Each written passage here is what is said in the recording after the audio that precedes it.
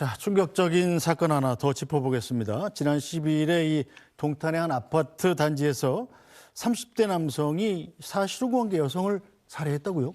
그렇습니다. 이 30대 남성과 여성이 사실 사실혼 관계였습니다. 네. 사실혼 관계에 있다가 어느 정도 이제 그 남성의 폭력적인 행위가 있다 보니까 이게 분리 조치가 됐었거든요. 그래서 이제 가정 폭력 사건 같은 경우에는 임시적으로 분리 조치를 할 수가 있고, 그래서 그런 상태에 있다가 이날 이제 어쨌든 그 집에 이제 분리 조치된 그 집에 찾아가서 남성이 이렇게 이제 범행을 저지르게 된 사건이었습니다. 네, 자, 분리 조치됐는데 어떻게 찾아가서 납치까지 한 거죠?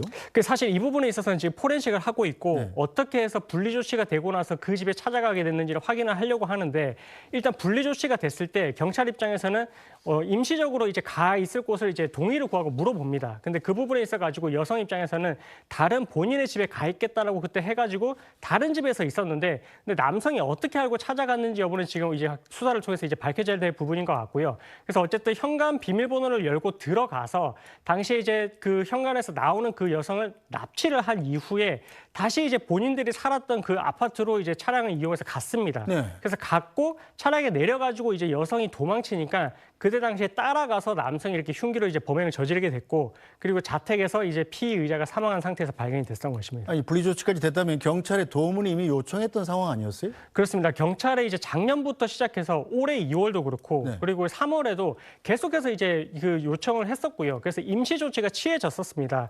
그래서 임시 조치가 취해졌다는 말은 계속해서 이런 재범의 가능성이 있다 보니까 경찰 입장에서도 어느 정도 이제 선제적으로 대응을 하겠다라고 하고 이렇게 분리된 상태로 이제 조치를 취했었는데, 그럼에도 불구하고 이거를 위반을 하고 이 가해자가 찾아가서 범행을 저질렀다라고 생각하시면 될 것 같습니다. 자, 이 가해자가 위반할 마음만 먹으면 위반할 수 있다면 그것이 적절한 보호 조치라고 볼 수는 없지 않습니까?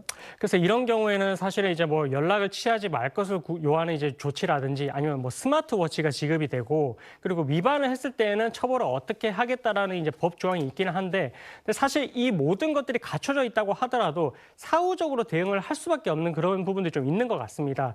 그러다 보니까 이제 경찰 입장에서도 제대로 조치를 취한 게 아니냐 뭐 이런 비난도 나오고는 있는데, 근데 이제 확인을 해본 결과 뭐 3월에도 이제 이 여성에 대해서 이제 잘 지내고 있는지 여부를 확인을 했다라고 하고 있거든요.